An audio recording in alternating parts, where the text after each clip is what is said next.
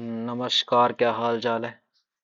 2018 GS pre हमने 54 question अभी तक कर लिए हैं। अभी कोशिश करेंगे जितने क्वेश्चन इसमें हो सके आज। ठीक है, आओ फिर सीधे मुद्दे की बात करते हैं। क्वेश्चन ये है कि जो जीपीएस तकनीक है उसका उपयोग हम किन किन क्षेत्रों में कर सकते हैं। अब साइंस का क्वेश्चन है, एप्लीकेशन बेस्ड क्वेश्चन है। आपको अच्छे से सिखाया कि जब तक अब अगर आपको नहीं आता है, फंसते ऐसे क्वेश्चन में, तो एप्लीकेशन बेस्ड जितने भी क्वेश्चन है आप उसमें सारे सही लगा के आओ। मोबाइल में जीपीएस का यूज होता ही है, बैंकिंग में जीपीएस का यूज हो सकता है। ठीक है, और पावर ग्रिड का नियंत्रण है, उनमें भी जीपीएस का यूज आप कर ही सकते हो। ठीक है, तो जहां भी संभावना बने ना, वहां वहां टेक्नोलॉजी यूज हो सकती है। तो इसीलिए क्या होता है कि एप्लीकेशन बेस्ड साइंस के जितने भी क्वेश्चन है वो सही चले जाते हैं, जो सारे ऑप्शन उसमें सही चले जाते हैं। ठीक है, अब बैंकिंग परिचालन में कैसे, लाइक बैंकिंग सिस्टम में कैसे, लाइक पैसा एक जगह से दूसरी जगह लेकर के जाना है, तो आप जिस गाड़ी में लेकर के जा रहे हो उस गाड़ी में जीपीएस, ताकि उसकी लोकेशन लोकेट होती रहे। मोबाइल में होता ही है, 2 नंबर में भी हो ही सकता है, एक और जो जहाँ दो साथ दिखे वहां पे मार दो। सही, पावर ग्रिड का भी हो गया नियंत्रण। ठीक है, अब आ जाओ आगे 56 में। 56 क्या कह रहा है कि भारतीय रिजर्व बैंक जो है वो भारत सरकार की सिक्योरिटीज का प्रबंधन और प्रयोजन करता है, किंतु किसी राज्य सरकार की प्रतिभूतियों का नियोजन का नहीं करेगा। ये ना प्रबंधन करेगा ना प्रयोजन करेगा। पहला स्टेटमेंट ये है। सोच के देखो कि आरबीआई जो भारत का सबसे बड़ा बैंक है, वो कह रहा है कि भारत सरकार की जो सिक्योरिटीज है ना, प्रतिभूतियां जो है, उनका तो वो क्या करेगा, प्रबंधन उनका तो उनको तो मैनेज करेगा। ठीक है, उनका तो प्रयोजन करेगा, लेकिन राज्य सरकार जो सिक्योरिटीज होंगी उनका नहीं करेगा। क्यों भाई, राज्य सरकार ने ऐसा क्या कर दिया? फिर राज्य सरकार की जो सिक्योरिटी है उनका प्रबंधन कौन करेगा? ऑब्वियस सी बात है ना कि बैंकों का बैंक ही तो करेगा। यहाँ पे ये वाला स्टेटमेंट गलत हो जाएगा आपका। जैसे ही स्टेटमेंट को गलत करो, ये गलत हो गया, ये गलत हो गया। तीन इसमें कॉमन है तो सही हो गया कि कोष पत्र ऑफर अपने समतुल्य से बट्टे पर जारी किए जाते हैं। इसको अंग्रेजी में देखते हैं हम, लेकिन एक बार इसको नॉर्मल पढ़िए। भारत सरकार जो है वो ट्रेजरी बिल जारी करती है, लेकिन राज्य सरकार जो है वो ट्रेजरी बिल जारी नहीं करती है। वेरी सिंपल, जनरल स्टेटमेंट है, नहीं करती है। सेंट्रल जो आपके सेंट्रल गवर्नमेंट है वो ट्रेजरी बिल को जारी करती है। अब जैसे इसको सही करोगे, दो और तीन इसमें सही हो जाएगा। ठीक है, अब जो 56 है उसको देखिए क्या है कि जो ट्रेजरी बिल है, offer are issued at discount from the par value. ठीक है, ट्रेजरी बिल जो डिस्काउंट पे जारी होते हैं, सही बात है। और इश्यूड कौन करता है इनको? सेंट्रल गवर्नमेंट करेगी। जहां पे ऐसा कुछ काम मामला दिखा ना कि सेंट्रल गवर्नमेंट ये कर रही है वो कर रही है, तो वहां पे मामला क्या होगा, पूरा सही चला जाएगा। अब देखिए आगे वाला क्वेश्चन 57 कह रहा है कि निम्नलिखित कथनों पर विचार कीजिए। पृथ्वी का चुंबकीय क्षेत्र हर कुछ 100,000 सालों में उत्क्रमित होता है। तो हर कुछ कह रहा है, ये नहीं कह रहा कि 100 साल, 200 साल, 120 साल, 124 साल, 127 साल, कुछ 100 सालों में। तो ठीक है, जनरल स्टेटमेंट ऐसा ही हो रहा है। पृथ्वी जब 400 मिलियन वर्षों से भी अधिक पहले बनी तो ऑक्सीजन है पृथ्वी पर 54% थी। एग्जामिनर आज से 400 साल पहले मापने गया था कि ऑक्सीजन कितने प्रतिशत थी, और कार्बन डाइऑक्साइड ऑक्साइड तो थी ही नहीं। भाई ऐसा हो सकता है क्या कि कार्बन डाइऑक्साइड थी नहीं? अभी वर्तमान में ठीक है, 0.01% या जितनी भी है, कम मात्रा में है। सोच के देखो ना, पहले तो ऑक्सीजन उतनी मात्रा में थी नहीं। ऑक्सीजन अगर होती तो वहां पे क्या होता, यहाँ पे पृथ्वी के ऊपर जीवन होता। जीवन तो कुछ हजार साल पहले ही आया ना धरती के ऊपर।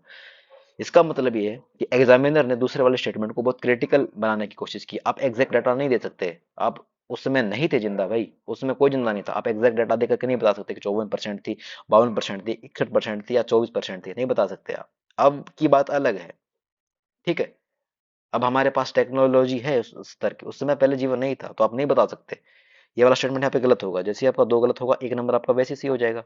और फिर आगे वाला स्टेटमेंट क्या है कि जब जीवित जीव पैदा किए तो उन्होंने पृथ्वी के आरंभिक वायुमंडल को बदल दिया। ठीक है, ओबियस सी बात है। जीवित जीवों की बात हो रही है, माइक्रो ऑर्गेनिज्म की बात हो रही है, सूक्ष्म जीवों की बात हो रही है, बैक्टीरिया, वायरस, इन सब की बात हो रही है। धीरे धीरे इन्होंने ग्रोथ की। ठीक है, वो नहीं होता ब्रायोफाइटा, टेरिडोफाइटा, जिम्नोस्पर्म, एंजियोस्पर्म। तो मतलब क्या होता है कि धीरे धीरे पहले छोटे छोटे जीव बने, फिर बड़े बड़े बड़े बड़े बड़े बड़े करते, और इस तरह से हिरार्की में बड़े जीव बनते चले गए। तो जो छोटे छोटे जीवित जीव जो थे, उन्होंने क्या, पृथ्वी के आरंभिक वायुमंडल को बदला। क्यों बदला? कि हो सकता है फोटो रेस्पिरेशन होगा, प्रकाश संश्लेषण की क्रिया होगी, श्वसन की प्रक्रिया शुरू हुई होगी। धीरे धीरे चीजें चेंज होती चली गई। ठीक है, तो इसमें आपका जो सही जो स्टेटमेंट है वो कौन सा हो जाएगा इसमें? सी सही हो जाएगा इसमें। ठीक है, अब आ जाओ आगे। वानाक्राई, पेटिया और इटर्न लब्लू जो है किस किस में यूज होता है? तो ठीक है, ये क्या है कि जो साइबर अटैक एक तरह के क्या होते हैं कि लाइक वायरस होते हैं, जो आपके किसी भी डिवाइस को, मोबाइल फोन, लैपटॉप, इन सबको क्या करते हैं कि इफेक्ट करते हैं। तो साइबर अटैक की तरह ये होता है। ठीक है, इसके बाद में आ जाइए आगे वाला क्वेश्चन। देखिए कि भारतीय कृषि में परिस्थितियों के संदर्भ में संरक्षण कृषि जो संरक्षण कृषि है उसका महत्व बढ़ जाता है। ठीक है, तो भारतीय कृषि में संरक्षण कृषि जो है उसका महत्व बढ़ रहा है। तो मतलब कुछ स्टेटमेंट संरक्षण कृषि के बारे में पूछा हुआ, तो इनमें से कौन से जो संरक्षण खेती के अंतर्गत आते हैं? तो देखिए, संरक्षण खेती से मतलब क्या है कि conservation agriculture. Okay, conservation agriculture, किसी चीज को कंजर्व करना, सहेजना, उसको सुरक्षित रखना। तो इसमें क्या होता है, कंजर्वेशन जो एग्रीकल्चर है उसके महत्व को पूछ रहा है। तो ठीक है, अब इसको अंग्रेजी में देखो। सीन क्या है कि अवॉइडिंग द मोनोकल्चर प्रैक्टिसेस पहला, दूसरा है कि एडॉप्टिंग एडॉप्टिंग मिनिमम टिलेज। ठीक है, ये जो वर्ड है ना, टिलेज, ये यूपीएससी का भी फेवरेट है, ये डालेगी हमेशा। और मिनिमम टिलेज तो वैसे फायदे वाली चीज होती है। ठीक है, क्या कह रहा है हिंदी में देखिए इसको, कि न्यूनतम जोत को अपनाना। सही बात है, छोटी छोटी जोत को अपनाना। तो ये वाला स्टेटमेंट यहाँ पे सही है। फिर दूसरा कह रहा है कि बागानी खेती का परिहार। क्या कह रहा है कि avoiding the cultivation of plantation growth, बागानी खेती जो है उसको अवॉइड करना। ठीक है, अबे यार रुको, अवॉइड करना किसको, बागानी खेती को। तीसरा क्या कह रहा है, using crop residues to cover soil surface. और फिर पांचवा है कि adopting spatial and temporal crop sequencing crop rotation. अब देखिए, आइए मैं बताता हूँ आपको इसको कैसे करना है। इस सवाल को देखो, सीन क्या है कि जैसे मृदा धरातल को ढकने के लिए फसल अवशिष्ट का प्रयोग। चौथा स्टेटमेंट जो है वो अपने आप में कैसा है, वेरी पॉजिटिव स्टेटमेंट है, कि मृदा धरातल को ढकने के लिए फसल अवशिष्ट जो है उसका प्रयोग करो आप। फसलों में, फसलों का जो अपशिष्ट है उसमें ऑब्वियस सी बात, उसमें मिनरल्स होंगे, तो वो मिट्टी की गुणवत्ता को बढ़ाएंगे बढ़ाएंगे। तो जिसमें चार है उसको रखो, तो इसमें चार नहीं है, बाकी सब में चार है, देखो तो यहाँ पे इसकी पोटेंस बढ़ जाती है ऑटोमेटिकली। ठीक है, मतलब चार तो होगा ही होगा। मिनिमम जो टिलेज है उसको अपनाना चाहिए, क्योंकि वो एक अच्छी चीज है। ठीक है, तो इसका मतलब 2 नंबर भी इसमें नहीं है, 2 नंबर भी यहाँ पे आपका सॉरी सही है। तो मतलब ए और डी आपका नहीं होगा। अब क्या है कि 2, 4 और 5 तो सही है। पांचवा स्टेटमेंट क्या है कि स्थानिक और कालिक फसल अनुक्रमण और फसल आवर्तनों को अपनाना। लाइक सीन क्या है कि जैसे एक प्रॉपर सीक्वेंस के साथ, लाइक बदल बदल के फसलें उगाना। पहले एक फसल उगाई, उसके बाद में दूसरी अपनाई, या फिर एक टाइम थोड़े टाइम के लिए जमीन को खाली छोड़ दिया, है ना। इस तरह की जो प्रोसेस होती है उसमें क्या होता है कि मिट्टी की गुणवत्ता ऑटोमेटिकली वापस आ जाती है। अगर मिट्टी में लवणता वगैरह बढ़ गई है, ठीक है, अम्ल ज्यादा हो गया मिट्टी में, क्षारीय ज्यादा हो गई है मिट्टी, तो वहां पर अगर आप इस तरह से उसको खाली छोड़ दोगे, इस तरह की प्रोसेस को अगर आप अडेप्ट करोगे तो वो अच्छा होगा। तो इसमें मतलब यह है कि ये भी पॉजिटिव होता है अपने आप में। ठीक है, तो पांचवा स्टेटमेंट भी सही है। और 2, 4 और 5 इन दोनों में है, मतलब तीन को देखना है। बागानी फसलों की खेती का परिहार, परिहार यानी अवॉइड करना। क्यों अवॉइड करना, बागानी फसल जो है उसको क्यों अवॉइड करना, सोचने वाली बात है। अब देखो, दो वर्ड है यहाँ पे, कह रहा है कि एक धान्य कृषि पद्धतियों को अवॉइड करना और बागानी फसलों की खेती को अवॉइड करना। दोनों में अवॉइड किया जा रहा है, एक तरह के स्टेटमेंट है, या तो दोनों साथ में आएंगे या दोनों साथ में नहीं आएंगे। तो जहां अगर आपका एक नहीं आ रहा है तो वहां पर चार तीन भी नहीं आएगा। ठीक है, सोचने वाली बात है कि बागानी फसल कौन सा नुकसान कर रही है भाई।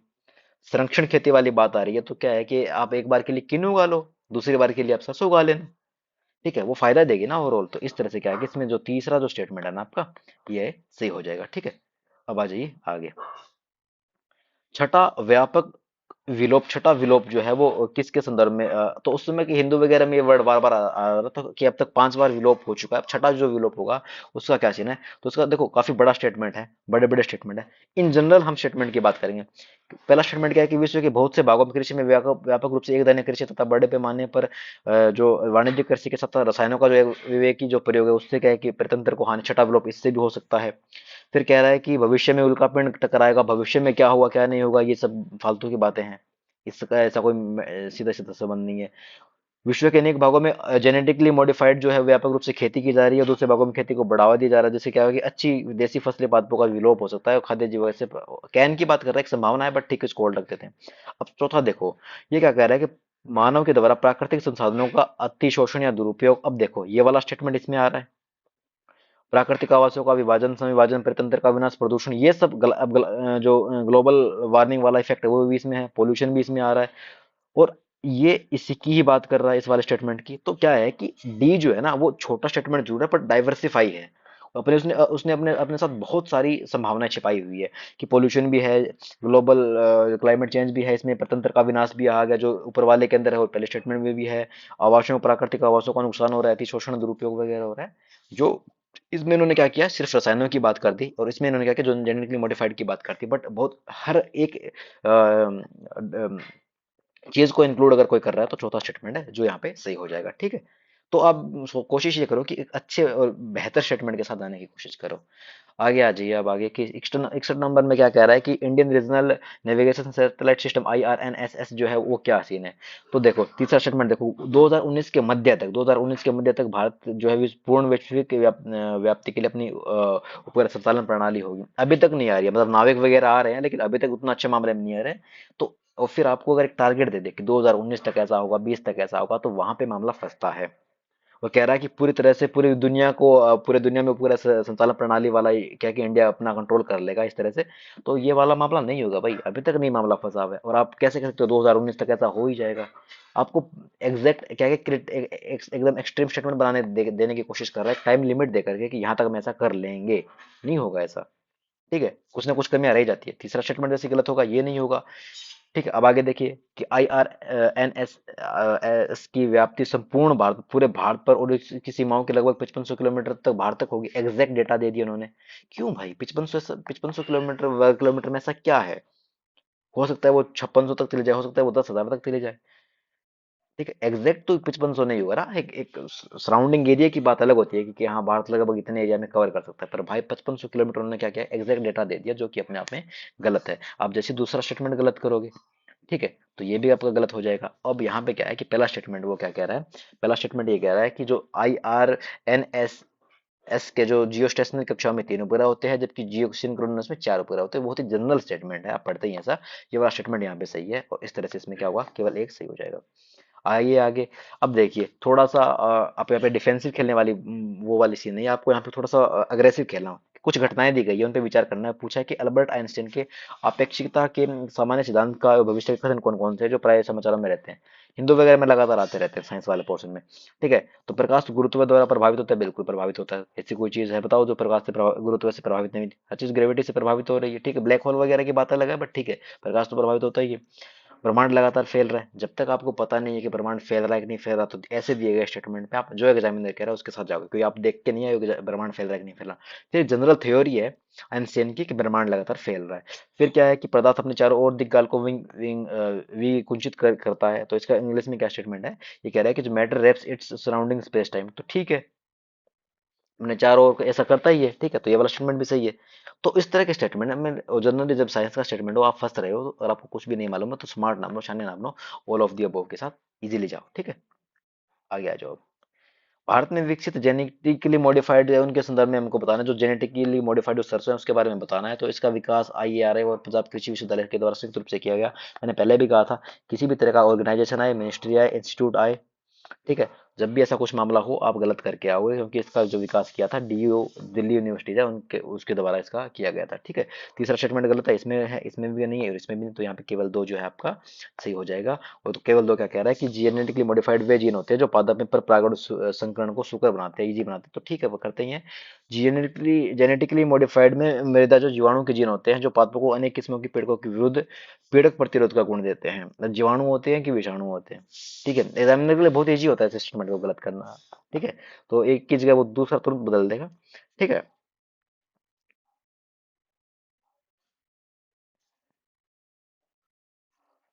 तो यहाँ पे दूसरा स्टेटमेंट आपका सही हो जाएगा। ठीक है, आपको इसको नहीं भी आ रहा तो तीसरे को देखना है, मामला अपने यहाँ पे सही हो जाएगा। ठीक है, अब देखिए बेल सेकंड प्रोग्राम आर्टिफिशियल इंटेलिजेंस से। फिर इसके बाद में देखिए दूसरा स्टेटमेंट क्या कि ब्लॉकचेन टेक्नोलॉजी, डिजिटल क्या क्रिप्टो करेंसी। ठीक है, तो ये इससे फायदा फायदा क्या, सॉरी, इससे जुड़ा हुआ है। 2 नंबर सही है, जिसमें दो नहीं उसको काटो, इसको काटो। क्रिस्पर केस 9, हम जानते हैं कि क्रिस्पर केस 9 जो है वो आणविक कैंची होती है, बायोलॉजी से संबंधित होती है। इसको क्या बोलते हैं, आणविक कैंची। DNA RNA को काटने के काम आती है। ठीक है, तीसरा स्टेटमेंट यहाँ पे गलत है, तीसरा इसमें भी है, इसमें भी है, सारी गलत हो जाएंगे। तो यहाँ पे केवल दो सही हो जाए। अब देखो यूपीएससी पहले क्वेश्चन से एक पैटर्न को फॉलो करता है, मैं दिखाता हूँ आपको। केवल दो, यानी कि दो दो स्टेटमेंट सही नजर है, अकेला स्टेटमेंट सही नजर है। यहाँ पे केवल दो गया, यहाँ पे भी केवल दो गया। इसके बाद में अगर यहाँ पे मैं बात करूँ, केवल एक सही हुआ है आपका। ठीक है, लगातार क्या कर रही है यूपीएससी, एक ही पैटर्न को बार बार फॉलो कर रही है। यहाँ पे भी देखिए केवल एक सही हुआ है। ठीक है, तो 4 बार मतलब ऐसे क्वेश्चन आए और उसमें 4 बार क्या है कि अभी तक उन्होंने एक ही पैटर्न को फॉलो किया। ठीक है, तो हमें भी क्या करना है कि इस पैटर्न को भी समझना होता है कि यूपीएससी किस तरह के पैटर्न के साथ बार बार जा रही है। ठीक है, एग्जाम ऐसे निकलते हैं, सारे क्वेश्चन किसी को नहीं आते हैं।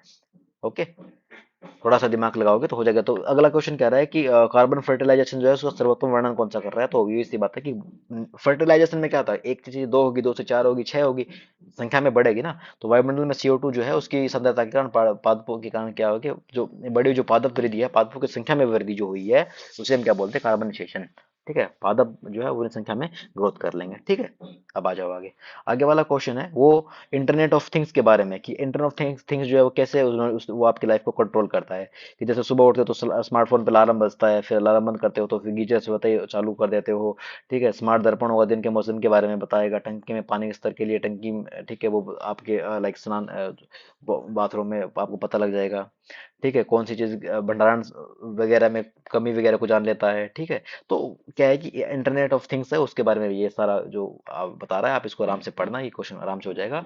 वर्चुअल प्राइवेट नेटवर्क, ये तो वाईफाई वगैरह वहाँ उन चीजों में काम आता है। इंटरनेट प्रोटोकॉल ये अलग ही चीज हो गई, IP एड्रेस हो गया, और बॉर्डर गेटवे प्रोटोकॉल इससे संबंधित है। इंटरनेट ऑफ थिंग्स यहाँ पे हो जाता है। ठीक है, अब इसके बाद में आगे आ जाइए। भारत में सौर ऊर्जा उत्पादन के संदर्भ में निम्नलिखित कथनों पर विचार कीजिए। कि तो सौर ऊर्जा शुल्क का जो निर्धारण है भारतीय सौर ऊर्जा निगम के द्वारा किया जाता है। यहाँ पे देखिए फिर एक ऑर्गेनाइजेशन दे रहा है, कॉर्पोरेशन दे रहा है, जो कि अपने आप में गलत है। और फिर कह रहा है कि भारत जो फोटो वोल्टिक इकाइयों में प्रयोग आने वाले सिलिकॉन वेफर्स का दुनिया में तीसरा सबसे बड़ा उत्पादक देश है, जो कि अपने आप में गलत है। गलत इसलिए, इस तरह के स्टेटमेंट में देखोगे तो भारत अभी बहुत पीछे है बेचारा। भारत चाइना से इस चीज को एक्सपोर्ट करता है यार, लेता है उनसे। ठीक है, तो यहाँ पे ये वाला स्टेटमेंट भी गलत है, ये वाला स्टेटमेंट भी गलत है, ये सही है। ठीक है, सेमीकंडक्टर्स वाले जितने भी कच्चे प्रोडक्ट है उनकी उनके प्रोडक्शन में भारत बहुत पीछे है अभी। उसी चक्कर में क्या हो रहा है कि भारत को चाइना पे डिपेंड रहना पड़ रहा है। ठीक है, अब आगे देखिए, आगे वाला जो क्वेश्चन है 68 में क्या कह रहा है कि 18वीं शताब्दी के मध्य में इंग्लिश ईस्ट इंडिया कंपनी के जो बंगाल के द्वारा जो निर्यात की जो पदार्थ थे वो कौन कौन से देश, स्टेपल कमोडिटीज कौन कौन सी थी। तो अब देखो इसमें थोड़ा सा आपको ध्यान लगाना है, दिमाग लगा करके इस क्वेश्चन को करना है। सीन क्या है कि जैसे कपास जो है ना, वो लगातार क्या हो रहा था इसका, एक मिनट रुकिए यार, इसको मैं ऊपर कर देता हूँ ना। ठीक है, सीन क्या है कि जो कपास जो है ना आपका, अब देखिए बंगाल से कौन कौन सी चीज निर्यात की जा रही, तो सब जानते हैं कि सीसा और दस्ता राजस्थान वगैरह में ज्यादा हो रहा है। और सीसा और दस्ता को ईस्ट इंडिया कंपनी निर्यात नहीं कर रही थी। वो किन किन चीजों को निर्यात कर रही थी, वो जनरली कपास को निर्यात कर रही थी। ठीक है, सब जानते हैं कपास को निर्यात कर रही थी, इसलिए तो क्या कि बुनकर और जो कपड़े बनाने वाले लोग थे उनकी स्थिति खराब हो गई थी। तो सीसा दस्ता तो नहीं होगा, और जिसमें कपास नहीं है वो भी नहीं होगा, जैसे ये वाला सीन नहीं होगा। ठीक है, दूसरा क्या सीन है, अब देखिए इसमें उस समय क्या क्या चीजें चल रही थी। जैसे अब पहला स्टेटमेंट देखिए, अपरिष्कृत कपास, तिलहन और अफीम, तिलहन वगैरह को निर्यात नहीं किया जा रहा था उस समय। ठीक है, और अपरिष्कृत कपास को भी नहीं किया जा रहा था बंगाल से। ठीक है, अब बचा तांबा चांदी सोना। तांबा चांदी और सोना, इन सब का भी निर्यात नहीं हो रहा था। धातु की जब भी बात आ रही, जब भी आएगी आप उसको क्रॉस करोगे, गलत करोगे उसको, गलत हो जाएगा। अब बचता चौथा, चौथा पे वाले ऑप्शन में सीन क्या है कि उस समय क्या हो रहा था कि धड़ल्ले से भारत में अफीम का उत्पादन हो रहा था साउथ में। ठीक है, उसको भेजा जा रहा था। कपास को भेजा जा रहा था। रेशम जो कि बंगाल वगैरह से भेजा जा रहा था। ठीक है, और इसके बाद में सोरा जो बचा है उसका भी उत्पादन उस वाले पूरे रीजन बंगाल वाले क्षेत्र में हो रहा था। इसलिए इन चारों का वो क्या है कि भारत से निर्यात किया, बंगाल से निर्यात किया जा रहा था। ठीक है, अब देखो आगे वाला क्वेश्चन देखो कि चंपारण सत्याग्रह जो उसका अति महत्वपूर्ण पहलू क्या है। तो चंपारण सत्याग्रह ठीक पहले हुआ था, किससे पहले हुआ था, थोड़ा बहुत भी अगर आपको कोई आइडिया हो, थोड़ा बहुत भी। ठीक है, तो चंपारण सत्याग्रह का अति महत्वपूर्ण पहलू क्या है कि भारत का जो राष्ट्रीय आंदोलन में जो किसान जो असंतोष है उनका सम्मिलित होना, इससे संबंधित था। ठीक है, चंपारण जो है सत्याग्रह कब हुआ था बताओ, 1918। और आपको ध्यान रखना है कि गांधी जी ने जब जो तीन मेजर जो सबसे पहले जिन आंदोलन सत्याग्रह में भाग लिया था उसमें सबसे पहले चंपारण चंपारण आया था, फिर अहमदाबाद अहमदाबाद हुआ था, फिर खेड़ा वाला हुआ था। ठीक है, याद रखोगे, आप सीक्वेंस पूछ लेता है।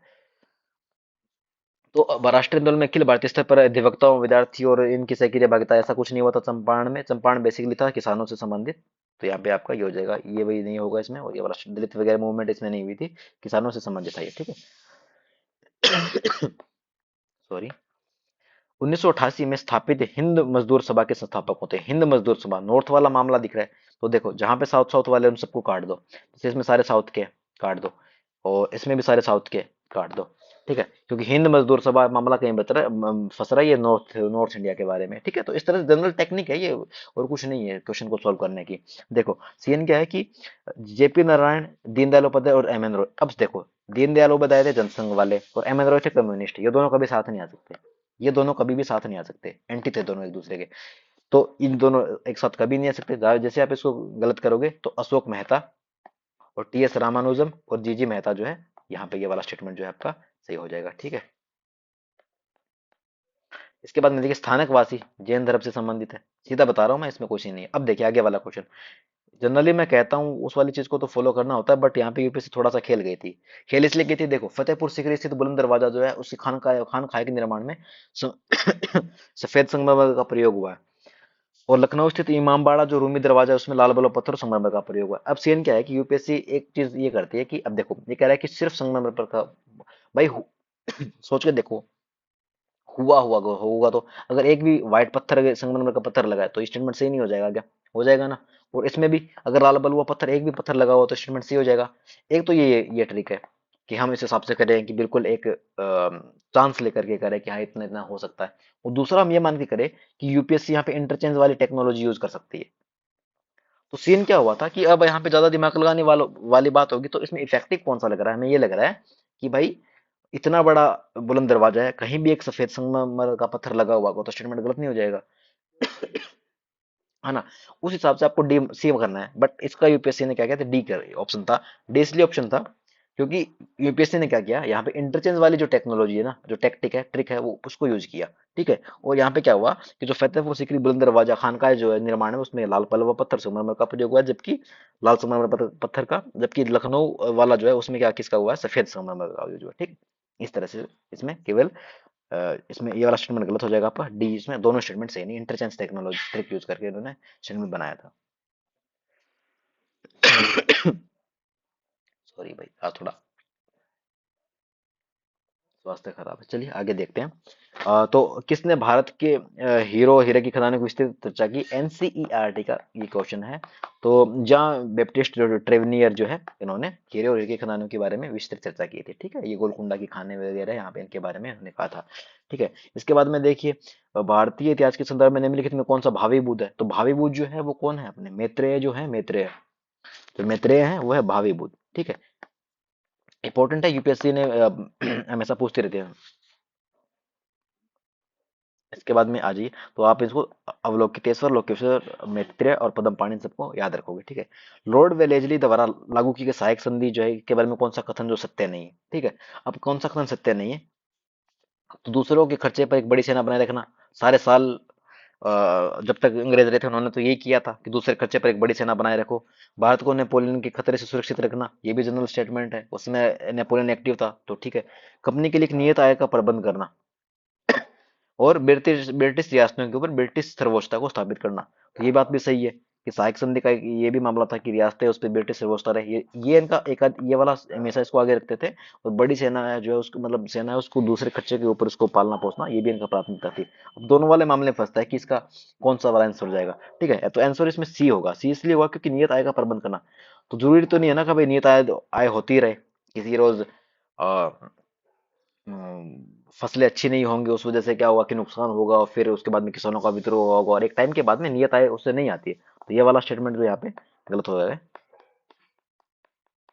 और इसमें क्या होगा कि आपके बाकी जो स्टेटमेंट वो सही हो जाएंगे। अब आइए आगे, इनमें से कौन सा जिसमें अंग्रेजी भाषा की नहीं पड़ी? तो चार्टर एक्ट में भी पड़ी थी, जनरल कमेटी। अब देखो ये दोनों हमें नहीं पता, किसी एक में भी कहीं भी अगर छोटा सा भी स्टेटमेंट अगर अंग्रेजी भाषा के बारे में लिखा गया तो तीनों स्टेटमेंट सही नहीं हो जाएंगे। तो हमें चांस लेकर के चलना है कि थोड़ा डाइवर्सिफाई सोचना, जनरल स्टेटमेंट सोचना है कि हाँ प्राच्यविद भाषाओं से संबंधित तो ऐसा हुआ ही होगा। General committee of public instruction है, तो पब्लिक इंस्ट्रक्शन में भी दिया गया होगा कि अंग्रेजी भाषा में ऐसा कुछ लिखा जाए और वो सब। तो जहां पर भी अंग्रेजी भाषा के बारे में थोड़ा सा भी हमें चांस लगे, 1% भी चांस लगे, हमें सारे के साथ जाना है। ठीक है, सारे स्टेटमेंट यहाँ पे सही हो जाएंगे। कौन सा एक कृत्रिम झील है? वेरी इंपॉर्टेंट स्टेटमेंट, तो कोडाई कनाल है, वो वाला स्टेटमेंट यहाँ पे सही जाएगा आपका।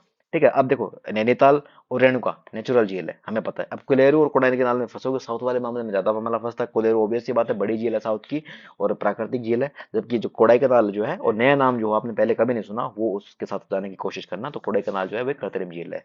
अब आइए आगे, प्रधानमंत्री कौशल विकास योजना है, तो याद रखोगे जब भी मिनिस्ट्री आती है तो उसको गलत करोगे, जैसे इसको मैं गलत कर दिया, इसमें गलत कर दिया, तो हमारा खुद ही सही होगा। क्या कह रहा है कि यह अन्य चीजों के साथ साथ सॉफ्ट स्किल, उद्यमवर्ती, वित्तीय और डिजिटल साक्षरता में प्रशिक्षण उपलब्ध करवाएगा, जो कि एक अच्छी बात है। स्किल ही दे रहा है यहाँ पे, पॉजिटिव स्टेटमेंट है, देगा ही देगा। और इसके बाद में आखिरी आखिरी ऑप्शन क्या है कि यह देश के अविनियमित कार्य बल की कार्य कुशलता को राष्ट्रीय कौशल जो NSQF जो है, नेशनल स्किल क्वालिफिकेशन फ्रेमवर्क है, उसके साथ जोड़ेगा। तो स्किल की बात हो रही है, स्किल से जोड़ देगा, तो लिंक हो रहा है ना एक दूसरे के साथ।